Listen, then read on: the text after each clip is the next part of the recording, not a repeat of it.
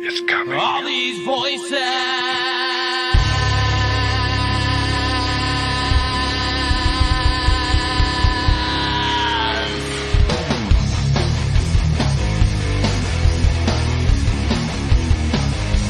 All these voices.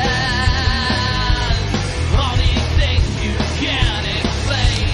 All these painful memories. They keep haunting you. It's haunting me. It's just a ghost of you and me. It's just a smoking gasoline. It's just a ghost of you and me. Of you and me.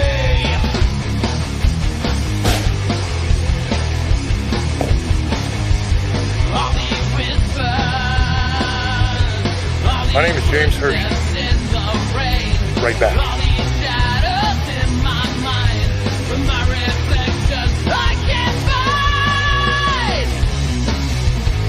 It's just a ghost of you and me. It's just a smoking gasoline. It's just a That ought to ghost do of it. you and me. Of you and me.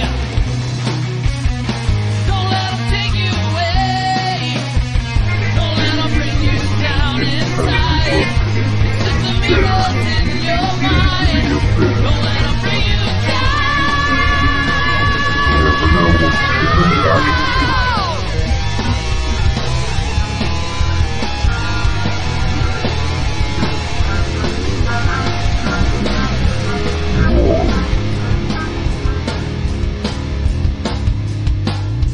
Hello, everyone, and welcome to another episode of Staring into the Abyss. I am your host, horror author James Hershey Jr., and with me, as always, my co-host, old boy James Ash. How you doing, brother?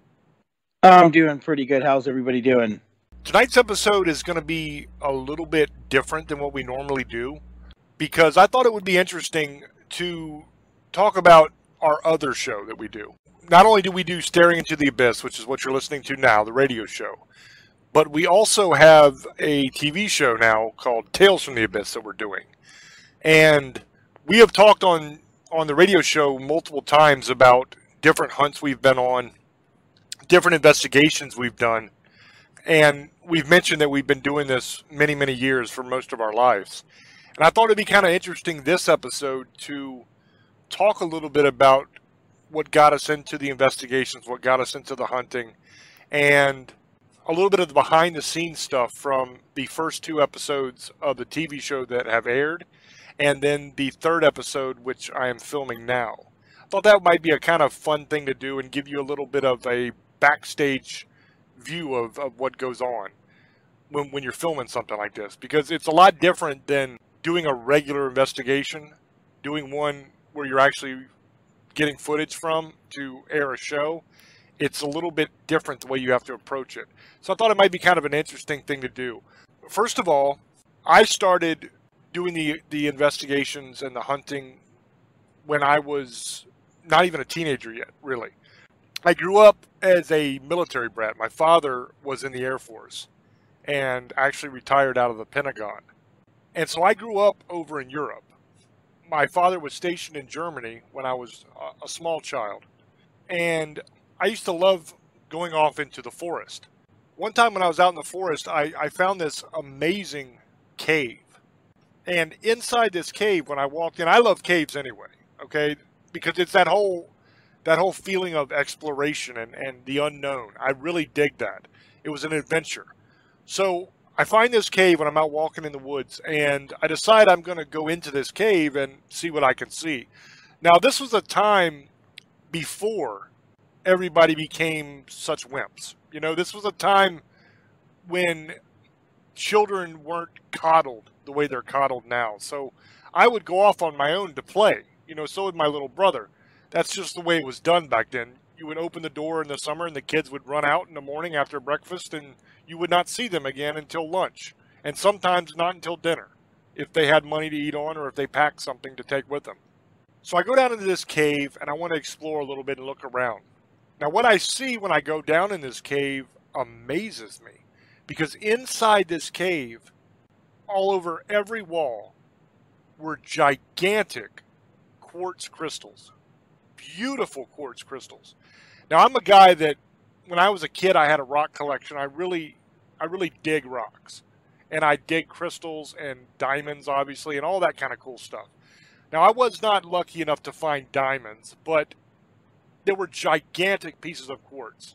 The kind like when you go into one of the metaphysical kind of stores and you see that giant piece of quartz that's sitting there that looks like you can barely lift it, that they have for like $5,000 or some nonsense. That's the kind of size of quartz I'm talking about here. It was gigantic. And I was in love. Right away I said, oh my God, this is great.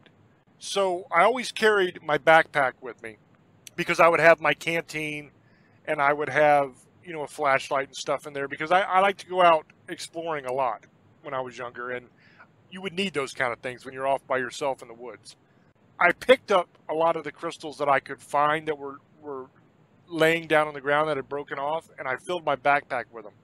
And I walked back out of the forest into the base and to my home, where I gathered a chisel and a hammer from my dad's tools in the shed without his knowledge or without his say-so, which, you know, that kind of thing got you in trouble back then, but I never really listened too well. So I got the hammer and I got the chisel. I unloaded my backpack and I went back out in the woods. And I spent the rest of that day and pretty much every day after that for weeks and weeks and weeks going to this cave and chiseling away at these big old crystals, trying to get these gigantic things off the wall. I managed to get a whole bunch of them, and I got them back to the house through many, many trips. And I ended up losing them later on when we moved back to the States. They were stolen, I guess, by the movers or whatever. But anyway, that's a long, long way around this, just to tell you that I used to go out in the woods a lot when I was a kid. And when I would go out in the woods, there would be all kinds of amazing things to see. Now, I grew up, like I said, over in Germany. And when I was in Germany, we traveled all over Europe. I've been to Transylvania, I've been to Romania, I've been to England and France. I've been all over the place. So I've seen all kinds of really cool stuff. And I was always very, very interested in the lore of the area that I went to. And one of my favorite things to do when I was a child was to go to the library and just sit there all day and read books about different mythologies and different lore and stuff like that. I would love to spend my day that way. Because, I mean, back then you didn't have the internet. You didn't have all this stuff that we have now that keep kids from doing that kind of thing. So I would love to learn about the lore of the area and all the different creatures and the legends and stuff like that. And then you'd also get that secondhand knowledge that was really cool from people. You know, you would usually get that from the older people. Every town, whether it's America or whether it's France or England or Germany or anywhere around the world, there's always that old guy that sits outside. You know, down here in the South, a lot of times they used to sit out and whittle, which whittling is, for those that don't know, I don't know anybody that wouldn't, but in case you don't, that's where you take a block of wood and you just carve it into whatever shape you want to carve it into, a horse, a dog, whatever you're trying to carve. That's whittling. Or they'd sit out there with a glass of sweet tea, or in the old days you could sit out with a beer on your porch and drink, but I don't think you do that anymore. But every town had one. Those are the kind of people that I would talk to. And I would learn all these amazing legends of the area. What creature was here? What thing was this? What was that? And when you learn that information, then it's fun because you can go to the library and you can research it and learn everything there is to know about that creature. And then if it's something that you are able to actually go look for, then you can go look for it.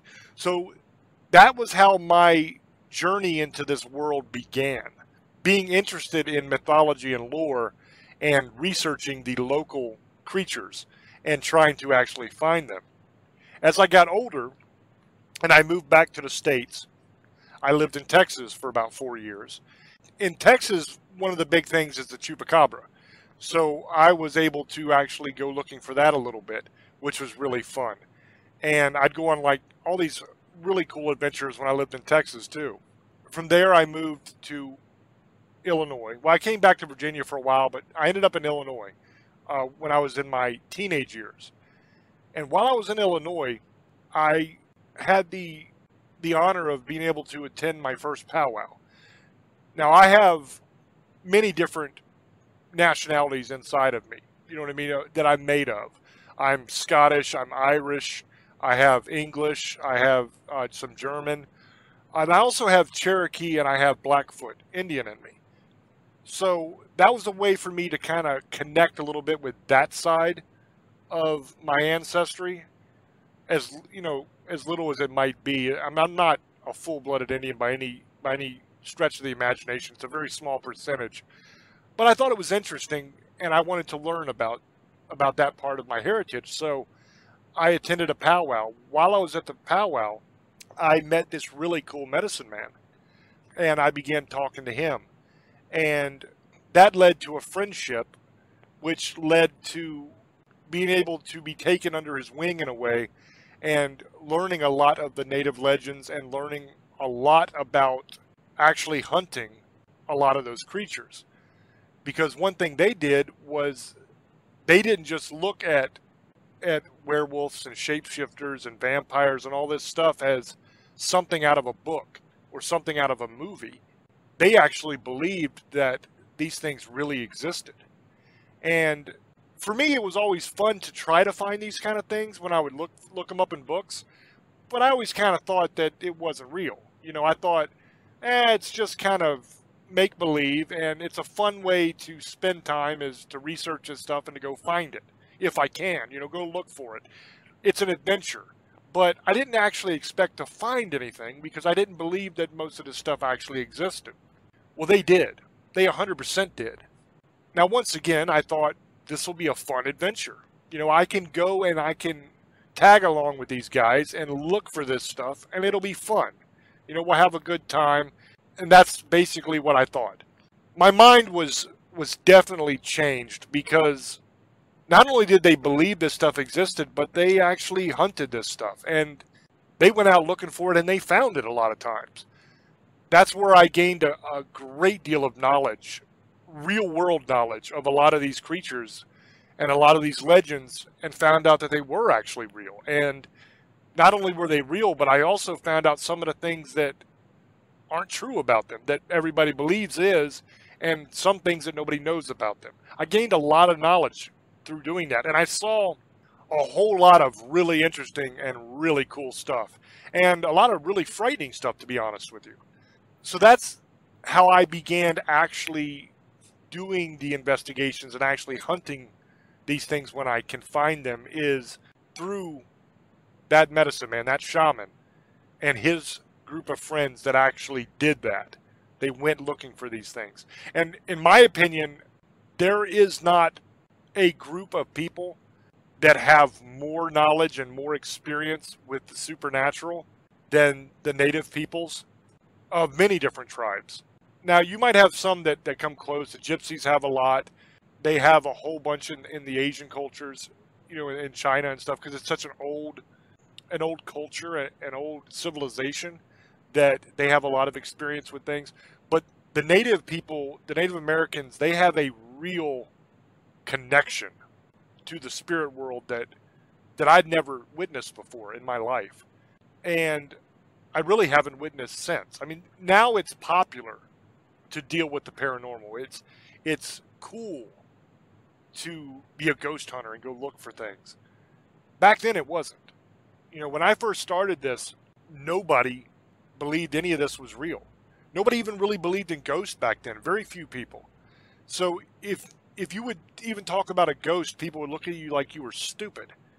You know, they're like, what is wrong with you? It's all make-believe, you know? But it really isn't all make-believe. And that's one thing that we try to get across here on Staring Into the Abyss is, I've said it many, many times, there are things that go bump in the night. They are 100% real, and they are very, very dangerous, a lot of them. They can absolutely kill you and hurt you badly. Now, in the beginning of Staring Into the Abyss, it was a battle of sorts of, do we actually talk about this? You know, we can talk about the creatures, we can talk about the legends and the lore, but do we actually talk about our real life experiences of hunting these things and our real experiences of the investigations we've done and stuff like that? Do we really want to talk about that on the air and open ourselves up to that kind of ridicule and that kind of bullying? Really is really the only way to put it, you know, because that's what people do. They talk a lot of smack. They're very, very terrible to you sometimes. So it was a question of, do we actually want to open ourselves up to that? Do we want to talk about these experiences? In the beginning, we didn't talk about them that much. We kept it mainly on a theoretical and factual level of, this is what the lore states, this is what the legend states, and you guys make up your own minds. You know, make your own choice, your own decision on what you believe. And that's how we handled things in the beginning. As time went on, I personally began to feel like, even though I wasn't outright lying to the audience, I was not being completely honest and open with them. With you guys, really. I wasn't. Because I wasn't talking about my actual real-life experience with some of these creatures. And so that's when there began to be a change with me as far as how much I was willing to talk about of what I've actually done and how much I kept to myself. And that was kind of the beginning of the prelude to Tales from the Abyss, is when me and Old Boy decided that we were going to open up more and share more of our actual experiences than we had before. That led to us deciding we were going to film some of the hunts we go on and the investigations. At first, we had decided we were just going to film it to throw up on the YouTube channel as neat little videos that you guys might enjoy watching. You know, just to show what we talk about on the radio we do in real life as well, that it's not make-believe, that this stuff is real. That was the goal. Somewhere along the line, it was decided that instead of just being little videos, since a hunt is a long thing, that we would actually have enough footage to do a actual TV show. So that's what we ended up doing, is filming an actual TV show. So that's where Tales came from. So what I'd like to do is, we have 2 episodes of Tales from the Abyss that are out now, and that you can go to the YouTube channel and watch if you would like to. And I really recommend that you do, because they're really interesting. I have a 3rd one that I'm filming now on a very, very interesting case here in Virginia that I'm working. So what I thought we would do is start with the 1st episode, and we'll kind of give you a behind the scenes of it, how it came about, what caused us to go on that hunt in the first place, and maybe some of the backstage stuff, the behind the scenes stuff that didn't make the episode, but it was still very, very interesting. So the first one was at Gobar Ranch. And where that came about was, I was told about this place called Gobar Ranch that had this like, I don't know if you call it a basement or a cellar or something like that. It was basically a cellar. It was underneath the home, and it was really, really nasty down there. You know, dirty and just dilapidated and old. And what I was told is that nobody has ever been able to last down there for more than 10 minutes because there was a demon that lived down in that cellar area, and that it would chase off anybody that went down there. So my first thought whenever I hear something like that, nobody's ever been able to do this, is, well, we're going to do it. So that's what we did. I talked to Old Boy, and I'm like, man, we got to do this. And he agreed 100%. And Old Boy is fearless, just like I am. So I knew that I could send Old Boy down in that cellar by himself with just a cameraman, and he wouldn't run away like a little scared person. He would stay and find out what the hell was down there. So that's what we did. So I'm going to throw over to Old Boy, and I want him to kind of explain that episode a little bit to you, and what he was thinking and what he was feeling, and some of the stuff that didn't make the episode. So if you want to go ahead and take over, brother. Thank you, brother. And I want people to understand this, that the first time that I went to Gobar wasn't that time we did it on video. I did it a couple years ago when I first got into this stuff, investigating ghosts. That was the first place I went. I've already dealt with this place. I didn't know it was this place when I got told by Shadow's Pit. They said they had experiences from that, where there was a demon that was down in the cellar that you couldn't last 10 minutes. So I've been there before. I never got to go down in the cellar before, but I've been in all the other buildings. And actually, we weren't able to go to a building because there was people camping out there for some reason in the middle of the desert at night. So we couldn't go to that one part. And that one's a real interesting one because they have a upstairs, and I wanted to go in there. But I've gone in there before, and I had a lot of experiences. I went with my daughter. My daughter went there in the middle. My daughter is like me, fearless. She went there in the middle of the day with her friend by herself and played in these places, and she didn't even know what it was. So that should tell you how crazy my daughter is. She's going to be 18, God bless her. Now, I went down in the cellar, they said, that was supposedly haunted, and they couldn't last 10 minutes, and there was supposedly a chair. There wasn't a chair, it was taken out. I don't know what happened to it. So that chair wasn't there. So we couldn't use that part of it because they said they used the chair, and if you moved the chair, the thing would get mad. So that chair wasn't in there. It was actually thrown outside. So that was kind of a disappointment. I guess you could tell there was people living in the bottom of the house. It was an abandoned house in the middle of Lucerne Valley at Go Bar Ranch. And you could see there's people been sleeping there. They had a bed. And supposedly what happened at this place is there's been Go Bar Ranch, the guy died, and they had alfalfa fields, but down the street more is I guess they had a war there in the 1800s. And we didn't go all the way down there, but I guess stuff has happened there. And they used to have like a chicken ranch or like a feeding place. They would feed chickens and cows, and that was a butcher. So they had they would butcher animals and stuff back in the early 1900s. So that you could see it fell apart, and it's just you could see there was a feed store there, and they had everything where they would have the hay and where they would have the food for the animals. But supposedly they were doing bad things to these animals. So that's what I've heard. Now, the house I was in, supposedly a girl was taken there and raped by somebody. And they've done satanic rituals there. You can see it's written all over the place. There's all kinds of weird writing in there in all the buildings. Pentagrams, all kinds of stuff about the devil and the end of the world. And we took pictures of this place. So when I went down behind the scenes, I originally went down by myself with one of our people were with us just to see, and I was down there for 10 minutes. So I'm like, there's nothing down here, so we'll just try it again with the cameraman. I was down there 15, 16 minutes. I got a little bit of activity, and that was it. I didn't feel like anything was in there. I felt like something was up in the attic, but we couldn't get up there. It was just there's no way of getting in there. But there was something there, because as soon as we left, they had taken pictures of some kind of entity in and out of the house. And we had pictures all over the place, because there was not just a house. There was like a little building next to it. Then there was like a little shed that was supposedly stuff that was going on there with somebody's old little house there. And then you keep going, and there's like a feed barn. Like it was like, they're not right by each other. They're spread out. It's real weird. In the feed store, and it had where they fed the animals, and there was like a little barn there, and then across the street there was the Go Bar house, the other house. There's like two houses, weird, but I wasn't able to go to that house because again, somebody was in a motorhome there, like doing something. I don't know what they were doing there. They were just there sleeping or maybe they were doing drugs. I don't know. There's a lot of drugs in the Lucerne Valley area, in Apple Valley area, so a lot of people do meth, but when I was there, there was something always watching me. I felt that when I first went there 7-8 years ago. When I came there, I'm like, man, I've already been here. So I knew what I was already getting into. There was something watching me the whole time. And they said stuff, when you went to the alfalfa fields, it would talk, the spirit box. And so we got Mr. Gobar's chair, and you could see it was lighting up. There was something there. I didn't have too much experience down in the hole, but, that's one thing we had to do. We busted that myth. I'm not saying there's nothing there, but there wasn't anything there when I went there. Now, episode 2, that took place at the Victorville Cemetery.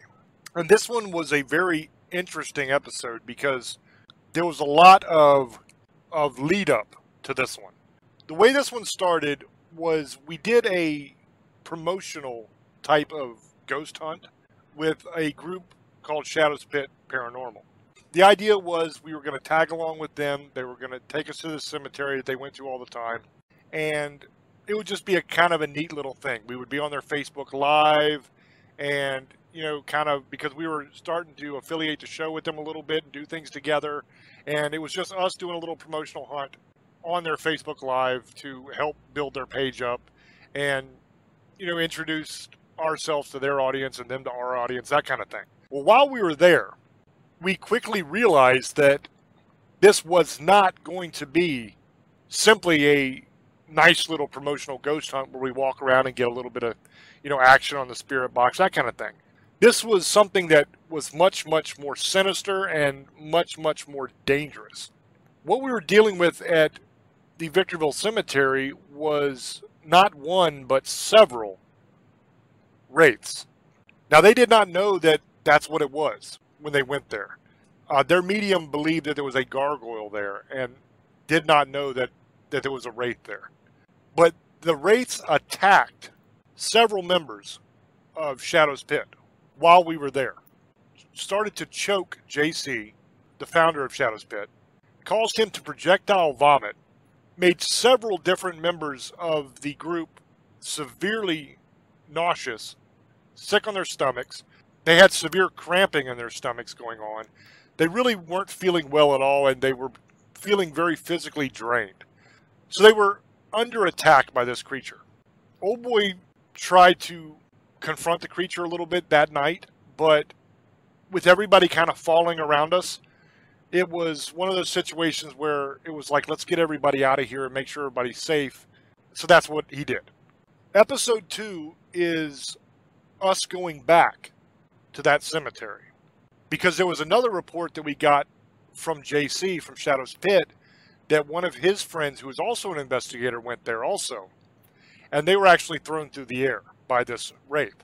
So once I heard that, it already didn't sit well with me that this thing attacked people we were there with. That already had me a little pissed. And then to find out that it threw a woman across the air like that onto her butt, that was just kind of the straw that broke the camel's back, so to speak. I was not a happy man. I was a little bit fired up. And I told Old Boy, I said, let's go get this bastard. Let's go back there and let's hunt this thing and try to find it. So that's what episode 2 is the team going to Victorville Cemetery trying to take out this wraith.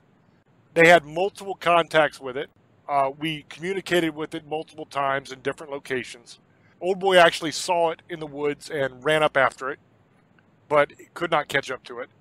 We got pictures from the first investigation. We had a picture of Old Boy pretty much face to face with this thing.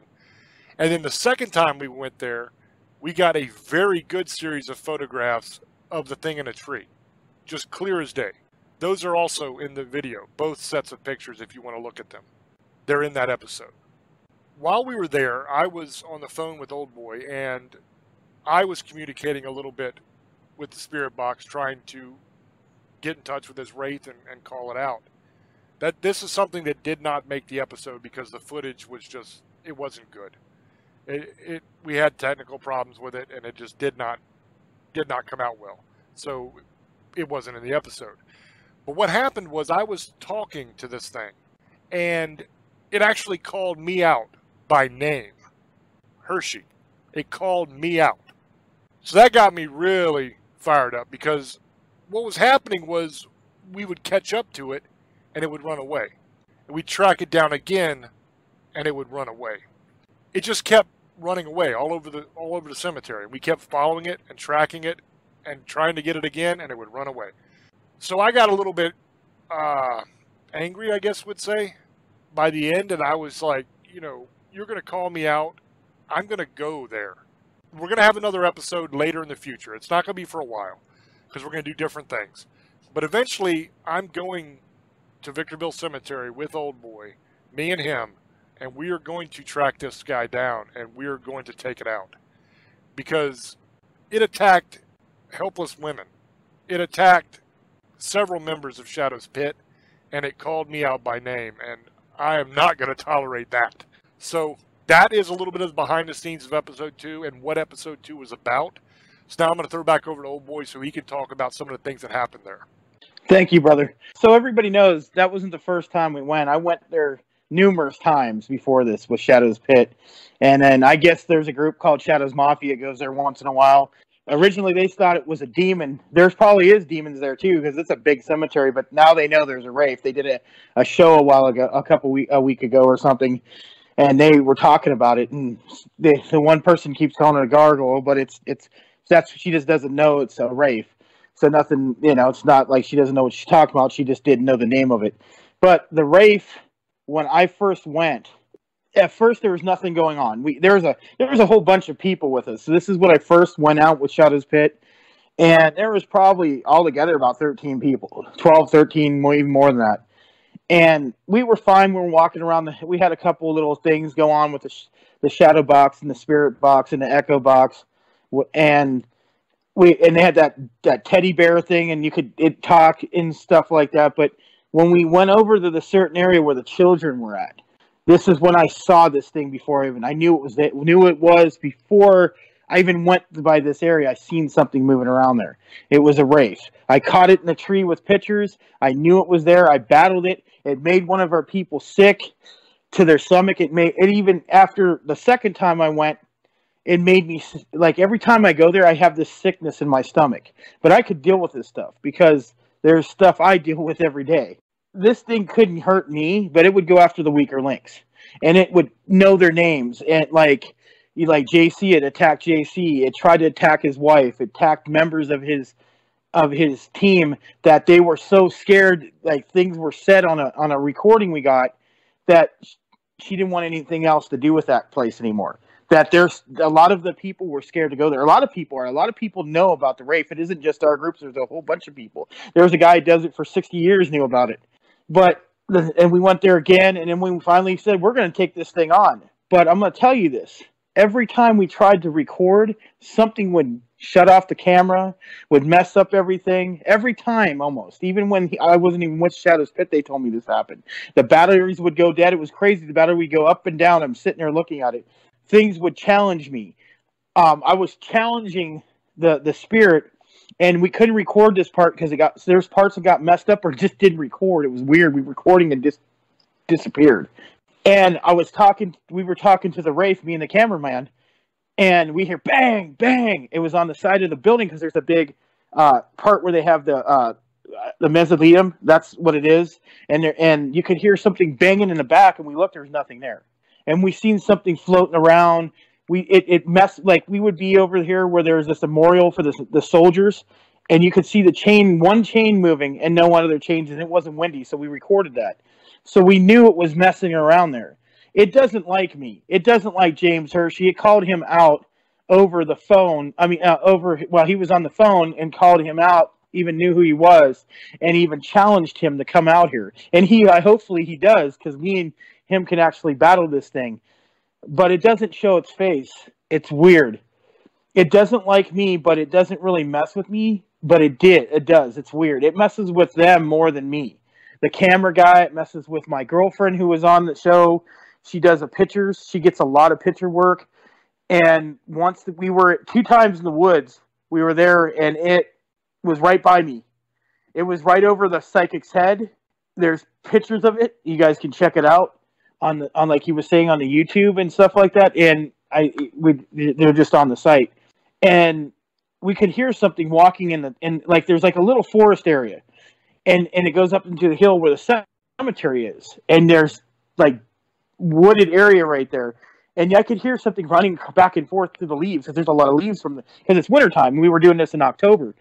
And you could hear something running back and forth all the time. And we could see pictures, and we could see there was something there watching me and challenging me on the spirit on the shadow box, and was saying stuff to me. The spirit box, shadow box, I call it either or. And we had the echo box, and it was saying stuff to us. So it knew we were there, and it would mess up the cameras all the time. That's why you'll see because the cameras kept getting drained of battery. The battery would just die, and we would have it fully charged. It was really crazy what was going on there. I was there when Justin was made to throw up. It choked him, and he threw up all this ectoplasm, and he's been attacked before. I've watched it, and he said something was telling him to attack me. And for some reason, this thing always tries to get somebody to do something because he can't do it to me itself, so it gets to the next person. And he would tell me it's telling him to kill me and beat my ass and all this kind of stuff. Do something bad to him, punch him in the face. And I'm like, dude, if you punch me in the face, I don't care if it's a demon or not, you're going to be in trouble. So he didn't do it. But he would tell me stuff was threatening, or this guy, Micah, was there. He was saying to hit him too. And this thing would just talk crap. As soon as we leave that area, it gets cool. Nothing's watching us anymore. It's when we get to this one certain area, and there's where a lot of children have been buried. I think that's why it's there. There's a lot of sorrow. and wraiths live off of negativity and sorrow. So that's why it's there. And we had to deal with this thing, and all it does is it makes me feel like I'm sick all the time. Like, I don't throw up or nothing, like he said, stomach cramps, but it goes away after I leave that area. But even me, it tries to affect me, and it doesn't.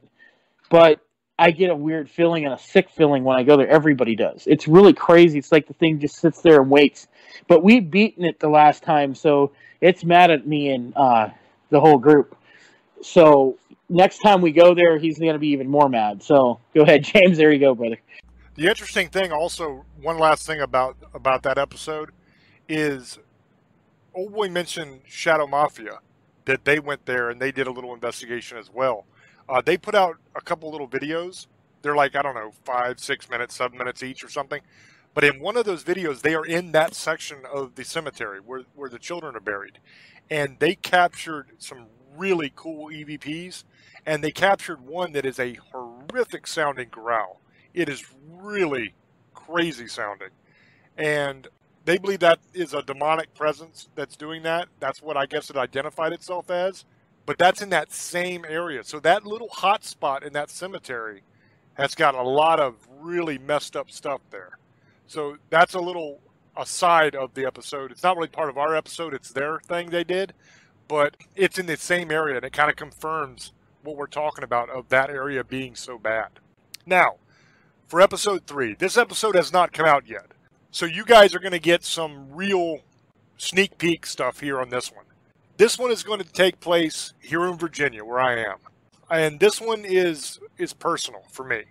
A guy that I used to teach self-defense to. I hold a master rank in Kung Fu. I used to have a martial arts academy before I got into writing novels and stuff like that. So back in that time period, I actually would go and I would do lessons for people that couldn't get to the school to actually take them there. I would go on off days and I would teach at their homes or whatever. So that's what I was doing. I was teaching at his home. I was teaching him self-defense. And I noticed whenever I would go, we would train down in the basement. And I noticed when I walked in there was a real darkness and a real heaviness to the place. You could feel that something was watching you. It always felt like, you know that feeling when you're in a bar or a rough kind of place like that, and it's getting ready to go down? You know, you're getting ready to have a hell of a fight. That feeling right before you get hit, where nobody's made a move yet, but you kind of got tingles in the back of your neck, and you can just tell something's about to happen. You're about to be attacked. That feeling I felt all the time there when I went. And I had been doing this long enough to know that there was something going on there. But he was a client, and I did not want to overstep my bounds. So I just kind of kept it to myself. I kept my eyes open, but I kept it to myself. Well, he contacted me recently because he saw the episodes of what we were doing. And he told me that he had what he believed to be a demon that was attached to him, and had been since childhood. He's been seeing this thing, and it has been attacking him and messing with him, and it had gotten a lot worse, and it had now begun attacking his daughter. The little girl has been drawing some really terrible and sadistic pictures, and I'm going to include those in the episode, and I'm going to play an audio interview I did with the gentleman while I'm showing those on the screen. I think that's the way to handle it. But she began talking about this thing she was seeing, and that it was bothering her and attacking her. It made her begin to mutilate herself. She began cutting herself and harming herself. It reached a point where it got so bad that this demon told her to kill herself, and she actually attempted it. And so now she is locked up in a facility and is getting help that she needs. This thing is still at the house. I went there with my group here on the East Coast, Paranormal SOS. I'm affiliated with them here. I'm actually going to be a member of their group. And so I took one of their members, a guy that I've known since I first moved back to Virginia. I played in a band with him a long time ago. He's a really good friend of mine. His name is Andy Andrews. I went with him, and we did the preliminary interview, and we did a little bit of an investigation at the home. We pulled out the spirit box, and we got in contact with a spirit that lived in the house of a man that was a good friend of this gentleman's, and he actually died there in the house. And we had the spirit box sitting in the chair that the man died in, and we got in contact with him. And I was asking him about this demonic entity that is in the home that's attacking the family. And I told him that I needed his help to try to help this family and save this family. And I asked if he could help me, and he said maybe. And I said, well, why maybe? You were real tight with this guy, man. You guys are good friends. Why won't you help? You know, why is it maybe instead of yes or no? And he said fear. You know, that he was in fear. And I was like, what are you afraid of? At that moment, the entire energy changed in the room. I got that tingly feeling in the back of my neck again. You could feel the heaviness and the darkness of this thing actually entering the area. And it ran the spirit of that gentleman off. It chased it away. Then it began speaking to me. The conversation at first was a little bit civil because I was asking it, are you the entity that's attacking this family? You know, why are you doing this and all this kind of stuff? And it basically told me to go away, to leave, that kind of thing. And so it got a little more heated, and I confronted this thing. And I was trying to find out where it was, you know, where it liked to hide out in the house. I thought it liked to hide out up in that attic because I actually got a picture of the thing from the attic that the gentleman had sent me. So I knew that it had been up there in that attic. And from what I gathered from my interview, it liked to hang out up there. So I kept asking it if that's where it was hanging out. That goes on. I'm not going to tell everything that happened, but that goes on. And then I go up to the attic with Andy, and we try to confront it there, but it's not there. So we decide that we're going to do a house blessing and try to drive this thing out for a while, and then bring our priest, who is in the group that does exorcisms, bring him in. But the problem is we can't just bring him in because he has to get permission from his bishop. It has to go up through the ranks of the church to get the permission to actually do an official exorcism. That takes a little bit of time.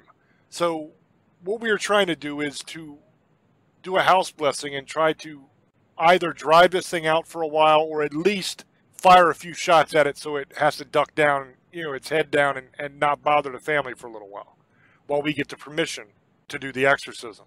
So we go through and we're doing the house blessing. We're doing each room. We're sealing it with the cross, you know, with the holy water. And we're going through and blessing each room and blessing the home. We go into the little girl's room and you can feel it. You can feel that it's there. So we do the blessing. We seal the room. We go and we do the final room of the home, which is the gentleman's bedroom. Him and his wife share that room. We go in there. We bless that room.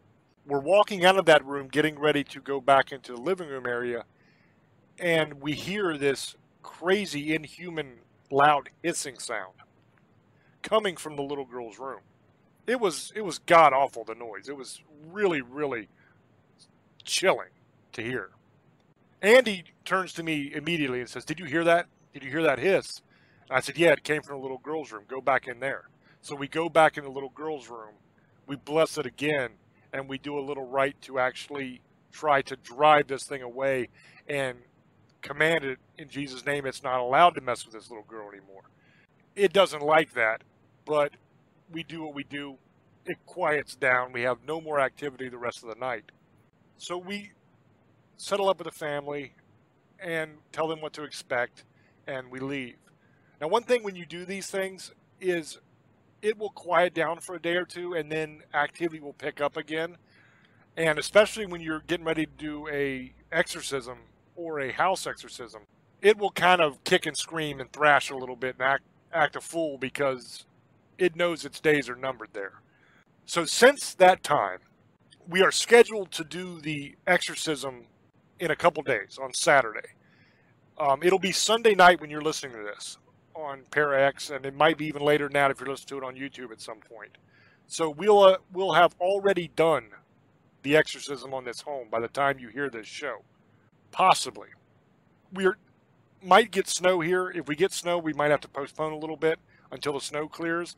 But hopefully, and God willing, we'll be there Saturday to perform the exorcism on this gentleman and to perform the exorcism on the house and drive this thing away and save this family, basically. So that's what episode 3 is going to be. All of the footage is already done except for the exorcism. That's what I have to film because that hasn't happened yet.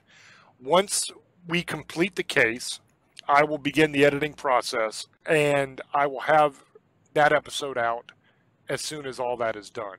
So that is going to be a very interesting episode, and it's a very interesting case. And one thing about it for me is I have the opportunity to help somebody that I know, and also this thing is attacking a little girl and causing her to hurt herself and causing her to try to kill herself.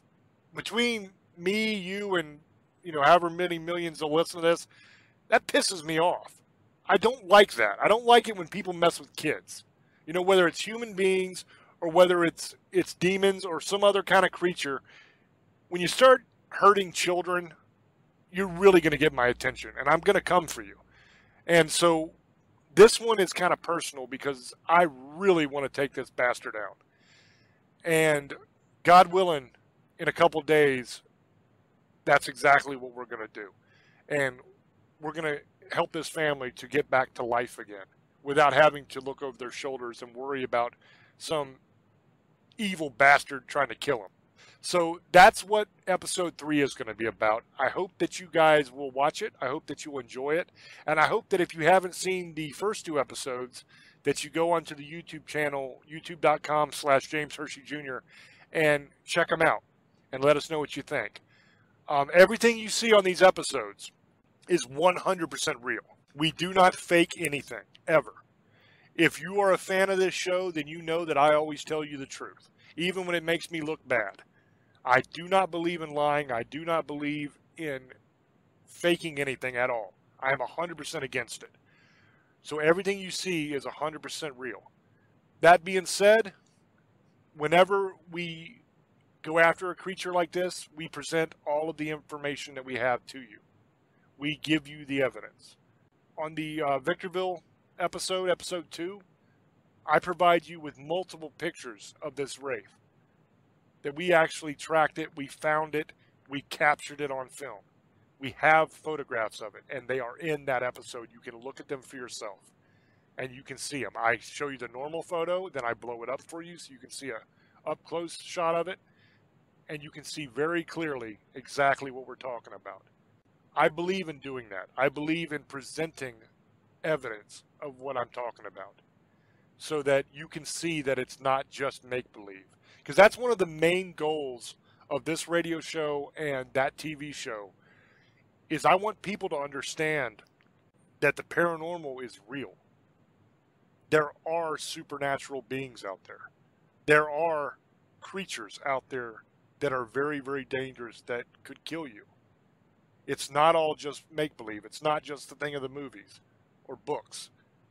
It exists. And I want people to understand that so that they can protect themselves and so that they can not open those doorways. Because with episode 3, what caused that demonic attachment in the first place was somebody messing around with witchcraft and Ouija boards and stuff like that and opening up that doorway and allowing that demonic entity into their family. And that's what's caused all of this problem. Now, this happened many, many years ago when he was a small child. Well, a member of his family was messing around with stuff she shouldn't have been messing around with, and that's what caused this problem. And now a child almost died because of that. People don't take it seriously to the point where they even made a board game called Ouija, where it's an actual Ouija board that you can use. And they give it to children to play with. And that is absolutely crazy to me. I want people to understand this stuff exists, and it is very dangerous.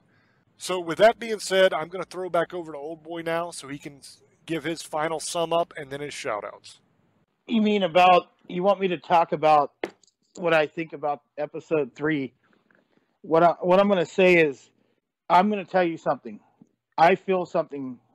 I haven't even I don't even know what's going on, guys. I haven't even been there. I already know what this is. And I'm going to tell you guys, you're going to probably be doing another episode there. So, because I've already told James my opinion on this, I don't think it's going to go away unless the person it's with lets it go away. And that's what I think they're going to run into. I hope they get this thing out of here because it needs to go. Because it's not good, whatever it is. And when you mess with things like Ouija boards, and the ones that you could buy in the store are a joke. I'm talking about before that, people had to make their own. And back then, it was probably made by somebody in his family or him. And whatever got into him is because he was messing around with this stuff. And it cursed his family. So it doesn't have to be necessarily he did something. It's somebody in his family did something. And it's just been there. Because it's been following him since he was a kid and his daughter now. And I hope they save these people because it already hurt a kid. And that's what irritates me. Because like you said, I don't like anything that attacks kids at all. Children. I think it's a cowardly move. And they do it because of the innocence. They're innocent and gullible. And they like to rebel against things. Government, families, your parents. You don't want to be told what to do, so that's the easiest way to go when you can get somebody young to do what you want, especially with demons. And they like to do that because they're easy prey. Especially they're not saved or don't believe in, if they're not in kind of religion or they don't believe in anything, they could be opened up to something.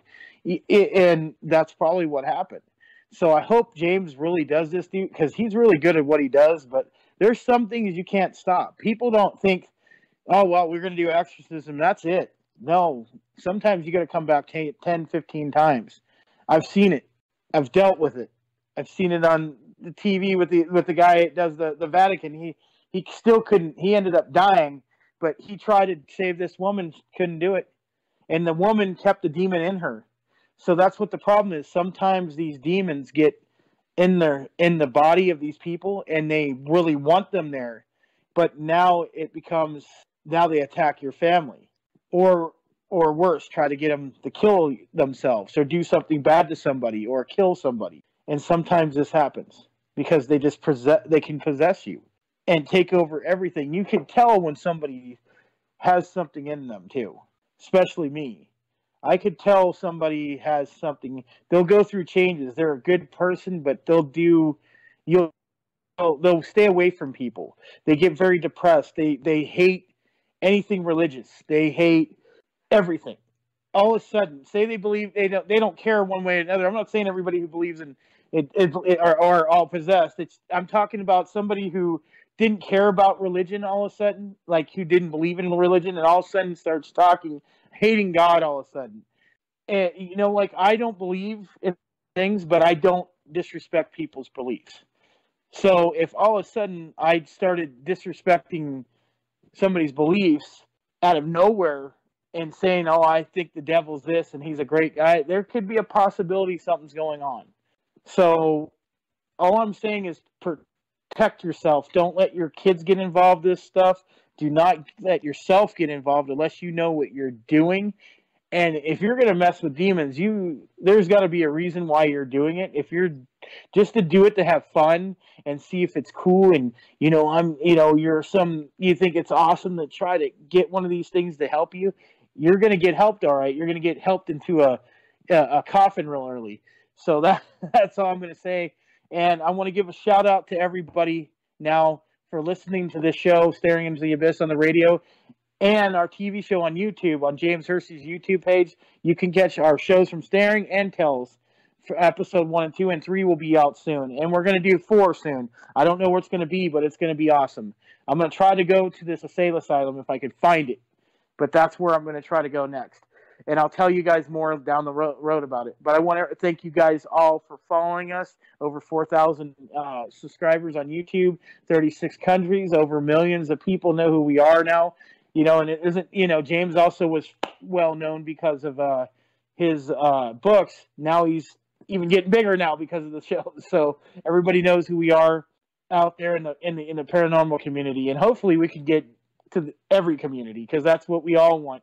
to teach people the truth about this or best we can, or is this stuff fake or is this stuff real? That's what we try to do, guys. And I hope you love this show. I hope you guys listen to it on Parax every Sunday, 9 Pacific, 12 Eastern. And if you don't catch it, check James Hershey's YouTube page. He'll tell you about it. You want to buy some merchandise from both shows, go on. He'll tell you where to go on the merchandise site. And I hope everybody has a good night. Misfits, Sugar Ladies, Monster Hunters, Demon Lovers. I love you. Blessed be. Have a great holiday. And I love doing this for you guys because I didn't get to explain why I like doing this. I've always loved it. Since I was a kid, I used to like monster movies, horror movies, and I started getting into cryptozoology, ghost, everything, all that stuff, the occult, and I fell in love with it, and that's why I do it, because I enjoy this. I'll do it for free for the rest of my life. I don't care. So you guys have a great night. I love you guys. Good night. The YouTube channel is youtube.com/James Hershey Jr. The merchandise store is teespring.com/stores/staring into the abyss. That's teespring.com/stores with an S on the end /staring into the abyss. That's where you can find the merch for the radio show and also for the new TV show. So you'll have Staring and Tales merch there, plus other paranormal themed gear that you can buy there. So if you're somebody that wants merch, that's where you can find it. Thank you guys for tuning in. Thank you for listening. Thank you for all the support and all the love that you show us. We greatly appreciate that. We're going to be doing a show coming very soon of your experiences in the paranormal, your stories of events that happened to you. I have several already from people that have contacted me and have some really cool stories. If you would like to tell your story and have your story included in that episode, then shoot me an email at horrorauthorjameshersheyjr@yahoo.com or hook up with us on Facebook, on the Staring Into the Abyss Facebook page, and send us a message there and tell us your story. And if we like it and it's interesting, then I will try to include that in the episode of your paranormal experiences. So with that being said, guys, thank you so much. I love you, and until I speak to you again, love many, trust few, and do harm to none. God loves you, and so do we. Bye-bye.